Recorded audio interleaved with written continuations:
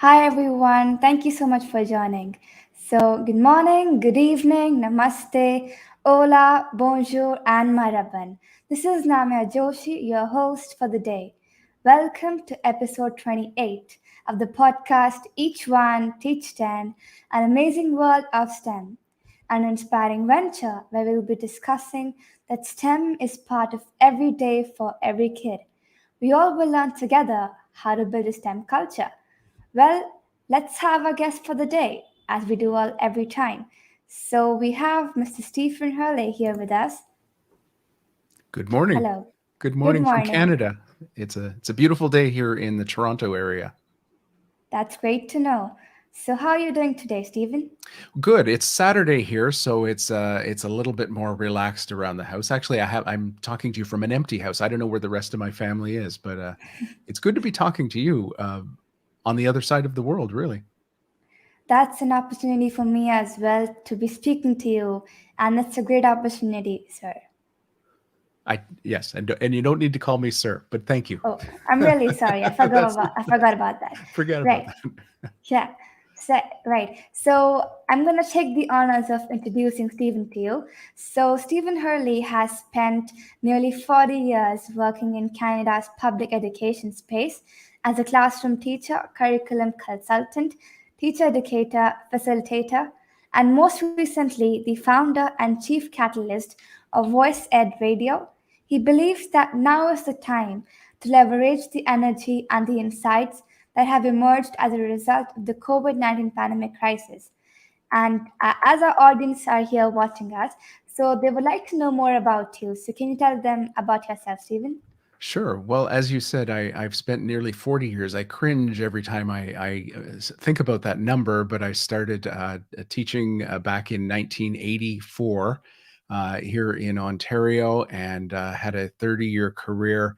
And for the past decade, I've been continuing to have conversations and be very interested in conversations about education. And I think in addition to education, I'm also a musician. I love to write. I love to listen to stories. I love to connect with people on a one-to-one basis. I'm not big about big, huge crowds or big, huge gatherings. I like one-on-one, two-on-one conversations where we can really get to know each other. So this is perfect this morning. That's great to know about you that you're doing so many things at the same time, having a podcast, doing music, and different things. So, I'd love to talk to you today about different concepts and different things that I have to ask you about. So, my first question to you is that what got you into podcasting?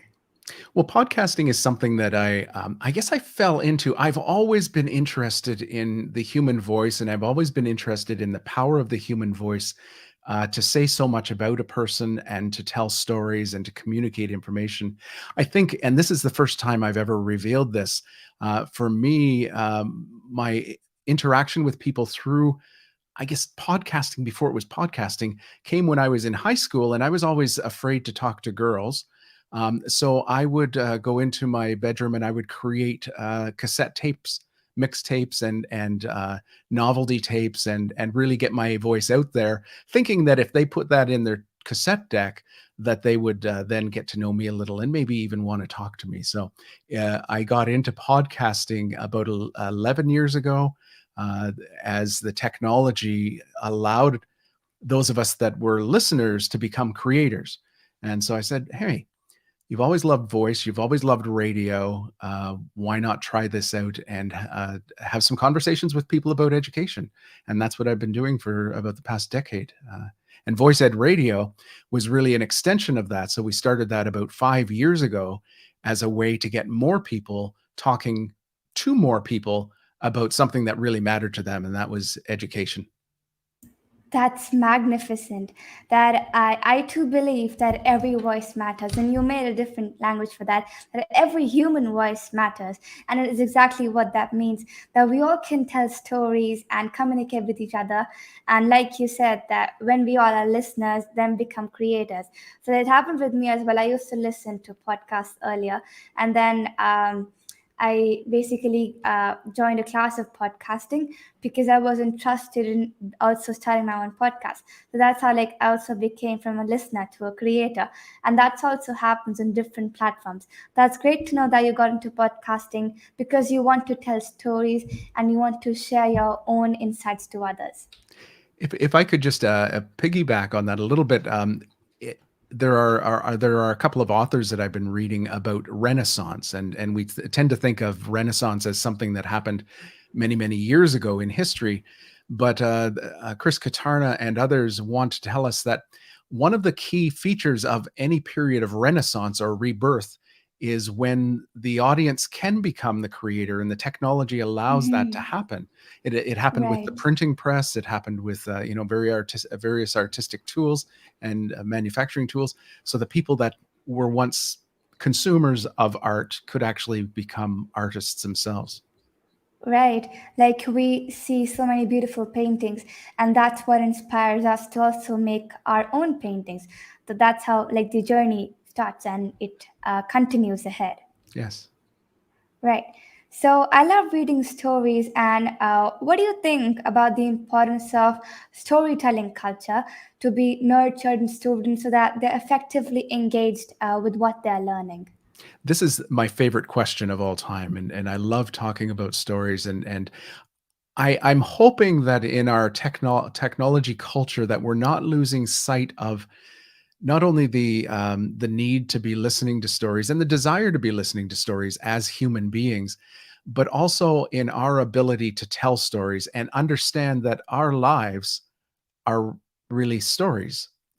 Thomas King, who is an author here in Canada, says the truth about stories is that's all we are.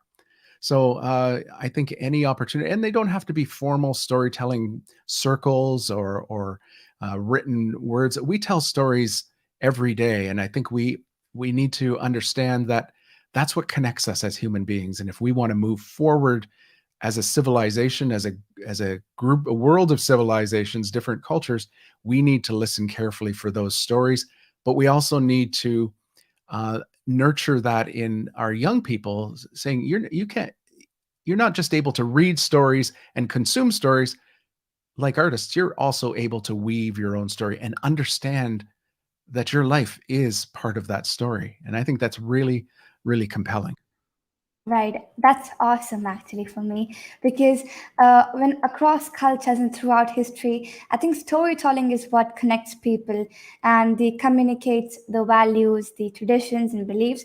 And when the storytelling is valued, children who hear the stories and people who hear the stories, they then get inspired to tell their own. Like when we reading, we start telling our own stories. And I really love the point that every day like we keep on telling different stories about I did this today, I learned this today, and our life is also a story because we're having ups and downs, and at the end of the time when we are working hard we achieve success. So everybody has a different story of going about life and how they're going to tackle the hardships to become a successful human being. And it's interesting. I've been doing a lot of reading in the area of psychology, and psychologists will tell us that our life is really determined by the stories that we tell about ourselves, and not necessarily the stories we tell each other about ourselves or other people about ourselves, but the stories we tell ourselves about ourselves, and seeing that those stories that run in our brain every day and sometimes affect the way we interact with the world are really stories, and we can change that story. We can change the stories we tell about ourselves, and that is something that I'm very interested in exploring as well. Because when Mhm. you get to my age, I'm 63 in a couple of weeks, I've told myself a lot of stories about who I am and who I can be, and sometimes we need to challenge those stories. Right. That is what I agree with totally. That when we are thinking that okay, this could happen to me, I'm telling my story, a story to myself that this is gonna happen, this is gonna happen. But then I can change it. This is not gonna happen. So we're actually weaving stories that could happen or might not happen. And I think that when we are thinking some things, they actually affect the way things happen with us. If we're thinking negatively, that might affect our brain, but if you think in a positive way, it does affect the positive side of getting things right. It's powerful and it's complex. I have a story. I have not a story. I have a question for you about stories, Namya. Sure. In your family, in your community, where are stories told? Uh, i- where do we find people telling stories? I think the most renowned way of telling stories is from our grandparents, or very much as grandparents, little parents. So, like when we are pretty young, they keep on telling us about the things that have happened in the past. Like we have the two epics, Ramayana and Mahabharata, which have happened in the past. So, our grandparents tell a lot about us. Like it goes for hours and hours about Lord Krishna did this, and this is what happened with Arjuna, and that was happened like when Lord Ram went to exile. That was like a main way of listening stories from our grandparents, and I think those are the first stories that we listen from them, and that's what like brings a curiosity in us to listen and read more stories, because those stories are pretty inspiring, because I think our grandparents are the best storytellers, because the way they weave it and they show different expressions is what also brought a motivation in me and a curiosity in me to read more books. So I think the major portion comes from our grandparents. Yeah, that's interesting because you have the story that's being told, and then you have the storyteller. And Yes. in many cultures, that storyteller is a very important part of the community, and that's what I'm a little bit afraid of, I guess, if you wanted to use a word that maybe we're losing sight of some of our storytellers as our elders are passing on.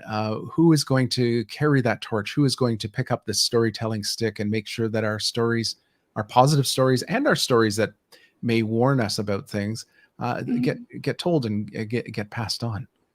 Yes, because that's how history has been like going forward. Because if we don't have those storytellers in the past, we wouldn't know that what happened and how did the human civilization come this forward. So thanks to those storytellers. And also a belated happy birthday to you in advance. Say that. Oh, thank you very much. Yes, it's I forget my birthdays. People remind me of my birthday, but I know it's coming up because it's in October. Thank you. Thank you. Thank you so much. Right. So really love reading this about the voiced radio, that we believe that if we want to change the way we do education, we have to change the way we talk about education. And can you throw some light on this amazing phrase? Well, it's a phrase that I that inspired me to actually start Voice Ed Radio, and I was concerned as social media became more important in people's lives, and especially Twitter, where I hung my hat mainly in the social media world, that some of the conversations we were having didn't really move us forward. They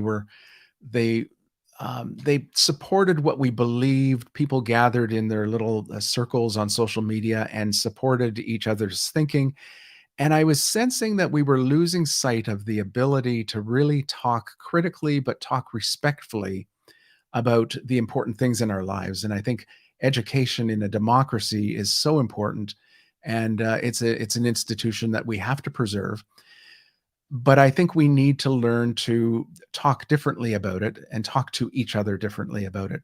So, and part of that talking differently is welcoming in other voices, not just the voices that have the money or the power or have written the books or have the degrees behind them, but education is something that affects everyone. And so my vision in with Voice Ed Radio is to understand that if we want to make change of any sort in education, we need to to change that way we talk. So to open up the space, to make it respectful, to push back against some of the polarization of ideas and the hardening of ideas that happens.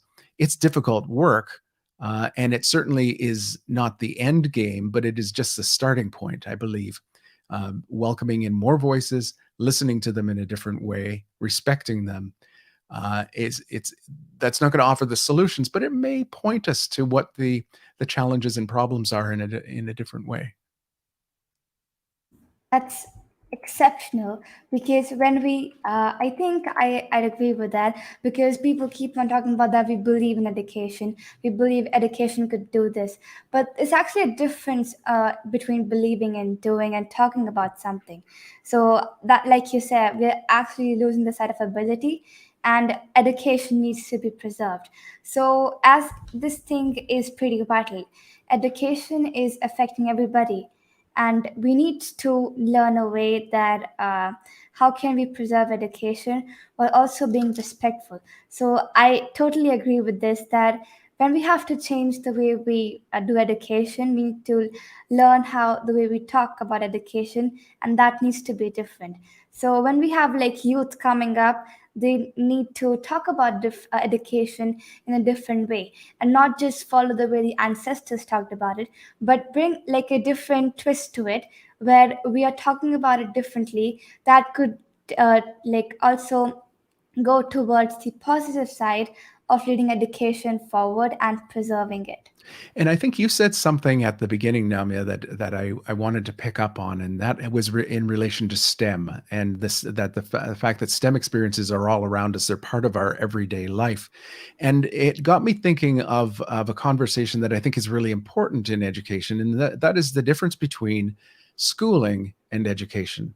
So, just going to school doesn't necessarily mean that you are being educated, and being outside of school doesn't mean that education is not happening and at those times too. So I think one of the conversations I'm really excited about coming out of COVID-19, if we are in fact coming out of COVID-19, um, is more of a conversation about where are the points in our communities and in our lives outside of school where powerful learning is happening, and how can we leverage that and bring that into this ecosystem of education.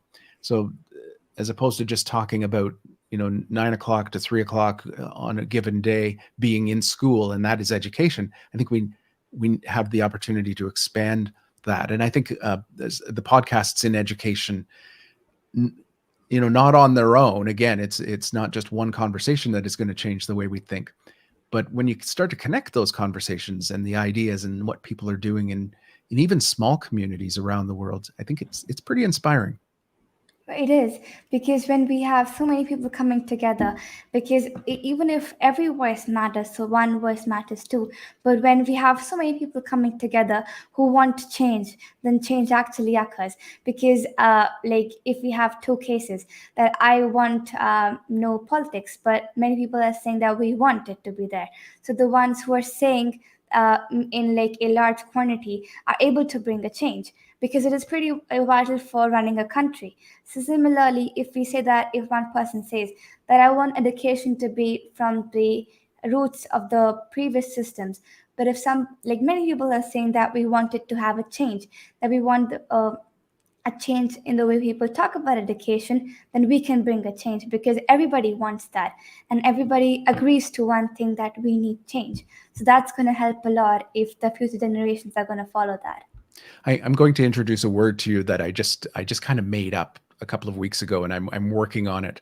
And the word is podmocracy, and I'm Oh, and it's the idea that we can use podcasting as a way to increase voice for everyone, as you say. I think that's pretty inspiring. Uh, so that everybody's voice is heard, everybody's voice is expressed. Anyone that wants to express their opinion, their ideas. So I think democracy and podcasts come together in kind of a neat way in this idea of podmocracy, and that's what I'm spending my time working on these days. wow, that's amazing. I would love to know more about it Yeah, soon from you. we'll keep in touch on that. Sure. So I have a question for you, that if you could turn back in time and talk to your 18-year-old self, what Oh, would you tell him? oh. The first thing I would tell him is don't look behind you when you trip. You know how when you trip and there are other people around, you sort of stumble on a step or something like that, and you look behind as if it's the step's fault. Uh, and you're embarrassed, so you look for an excuse. So the first thing I would say, and this is an interesting question. This wasn't on our. This is a surprise question. Uh, Right. uh, is to look to yourself when you feel that something has gone wrong. Don't look to other people to blame things on. Take it as an opportunity to look to yourself and to discover how you might do better next time. And I think the other thing that I would tell my 18-year-old self is don't be afraid. I think I spent a lot of years just being afraid. And that's a story you tell yourself, that maybe you're not good enough or you're not as good as other people. And you develop this sense of low self-esteem, and you become afraid of the world. So I would tell my 18-year-old self, and at that time, I think I was just heading off to university.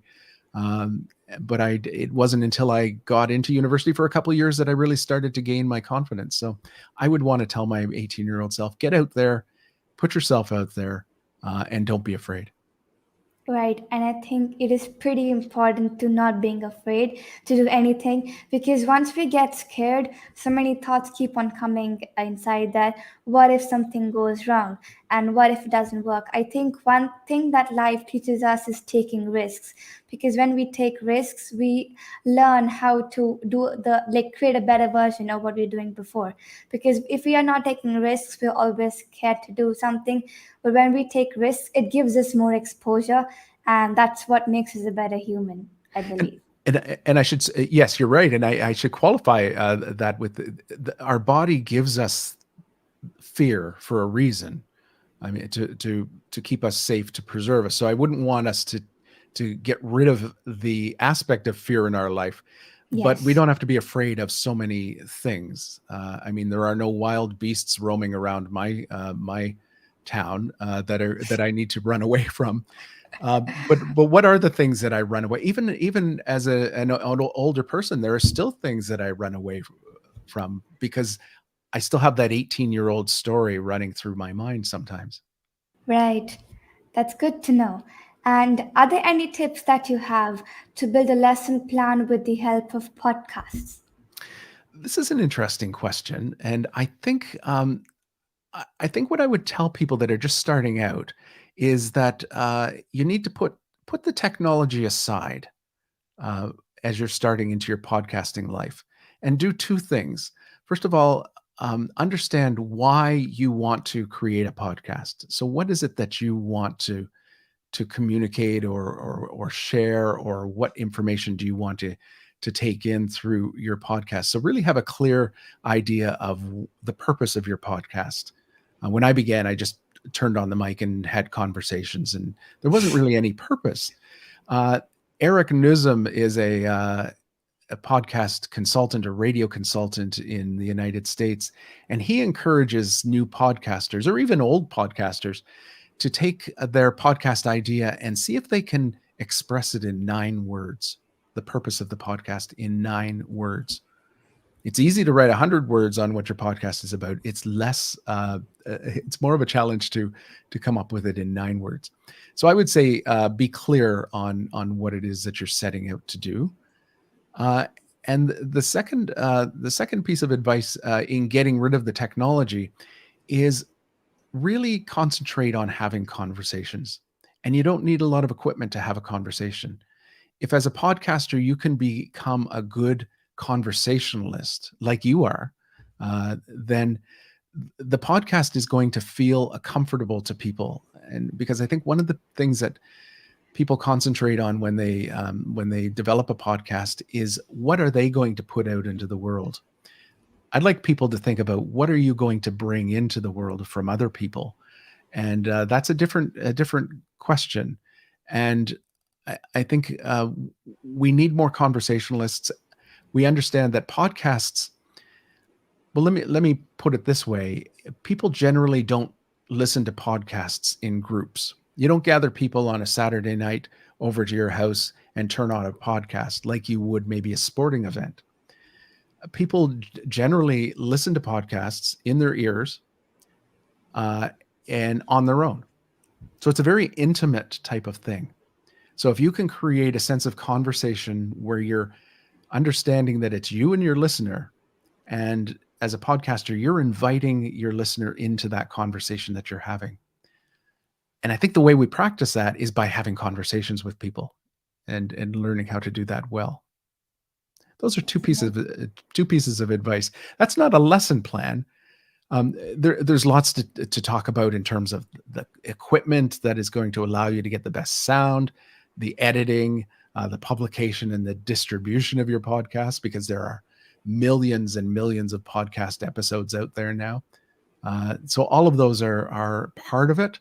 So I would say, as opposed to a lesson, maybe we need a whole series of lessons on podcasting. It's not just one thing, but those are two things that Right. I would like to put out there.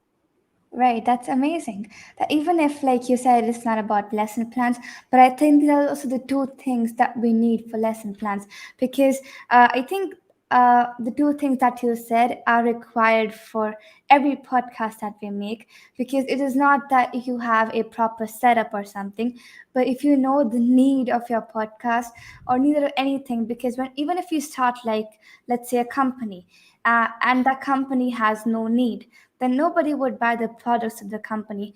But if that company has a need and nobody is working on that need, that's going to have a high sale and the company would rise a lot.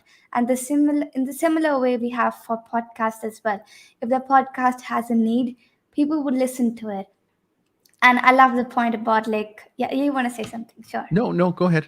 Yeah, I was just going to agree with you. Right. And I was saying about the second one that was like concentrating on having conversations. I think I love the point of, like, you, even if you're the only one speaking, it should seem like you're speaking to your listener. So he'll become more interested that, yeah, I'm on her podcast and I'm listening to her. So I love that point. Well, it's interesting because radio consultants, and if you're a radio broadcaster, you're one person talking to maybe tens of thousands of people in your listening audience. You don't really know who they are. So radio consultants have to encourage radio broadcasters to pretend they're listening to or they're speaking to just one person in the room.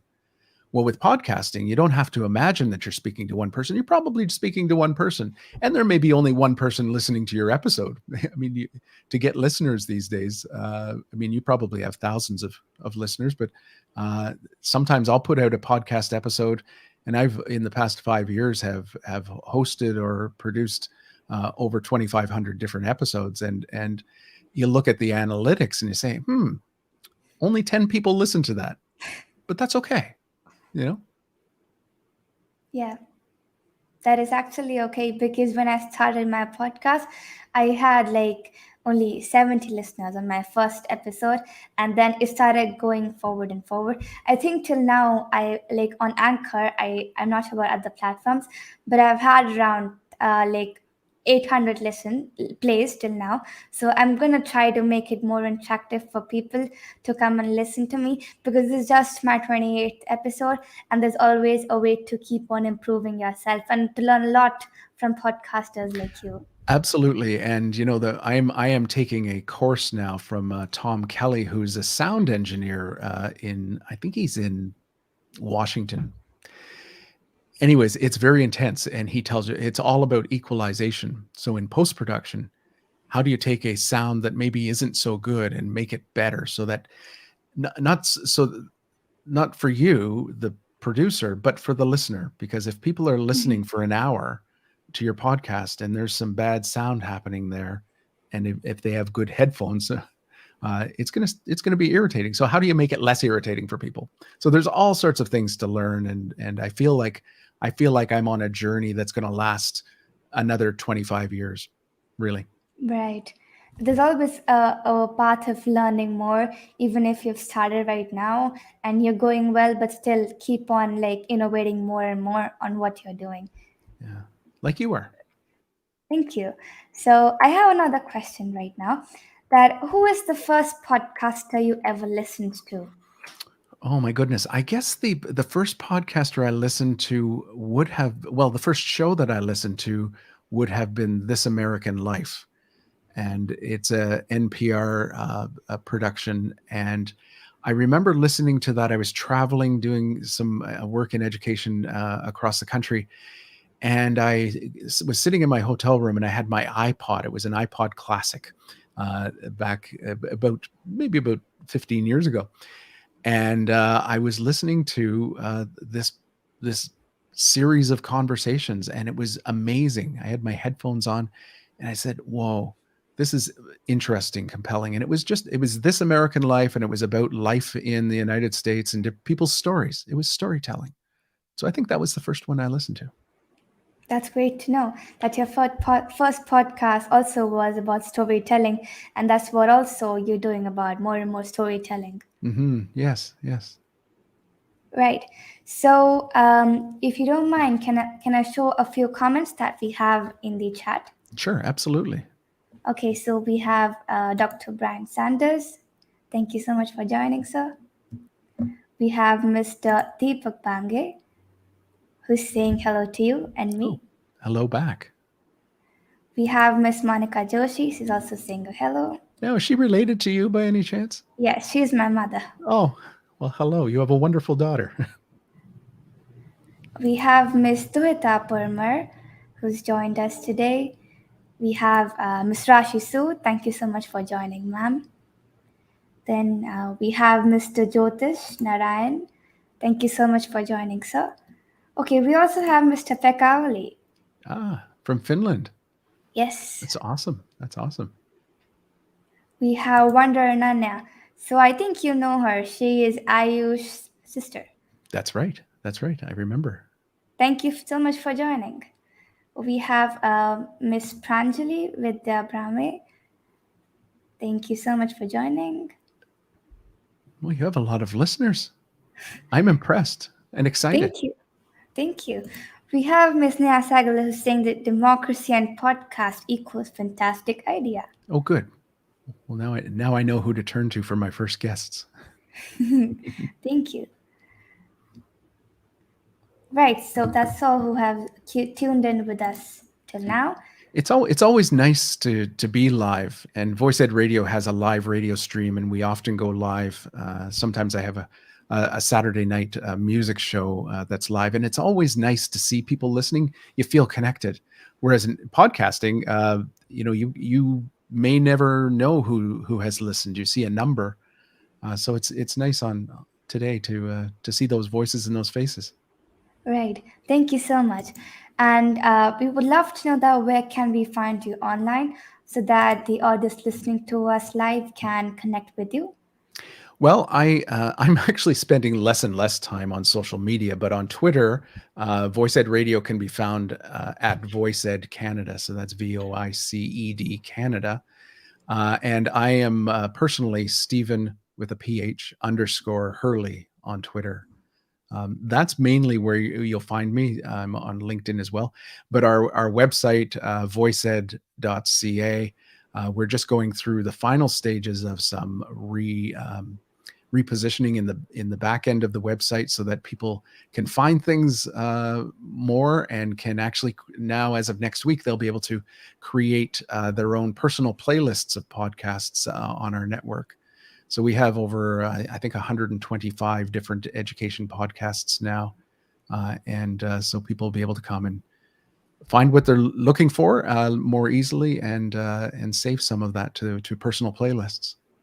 Right, that's awesome. And I've also put the link in the chat for everybody listening here, so you can refer the site that is voiced.ca if you want to check out their site. Please go and check it. And so before we sign off, I would love to hear a message from you for the audience. Well, I would say if we're talking about podcasting is have faith and trust your voice. Take time to listen to your voice, not the physical aspect of your voice, but get confident as someone who has a voice and whose voice deserves to be heard. That's one message I can give. And the second is trust that other people will want to hear your voice as well. And you may not have a PhD or a master's degree yet, or you may never have one. You may be as young as 10, 11, 12, 13. But in this world, we know that those younger voices are becoming more and more important to the future of our democracies, our cultures, and our world. So I would say get your voice out there. And if you need any help getting your voice out there, reach out to me. I love to support new voices. I love to give people a platform, a way to start, and would love to bring you into the ecosystem. Not necessarily the voicEd radio ecosystem, but just the ecosystem of podcasts and people that are using the technology to communicate. I Right. love that. Thank you so much, sir. And thank you so much, Stephen. And I love listening that you and voicEd Radio is committed to develop a model of knowledge mobilization in education that connects the research, practice, and policy in powerful ways. So it was an amazing opportunity talking to you, and I'd love to speak to you soon again. And thank you so much, everybody, to joining our podcast. We'll see you soon in the next episode. Thank you, Namya. It's been a pleasure being here. Thank you so much. So thank you, everybody. Till let's meet in the next episode. Till then, each one teach 10 and have a nice day.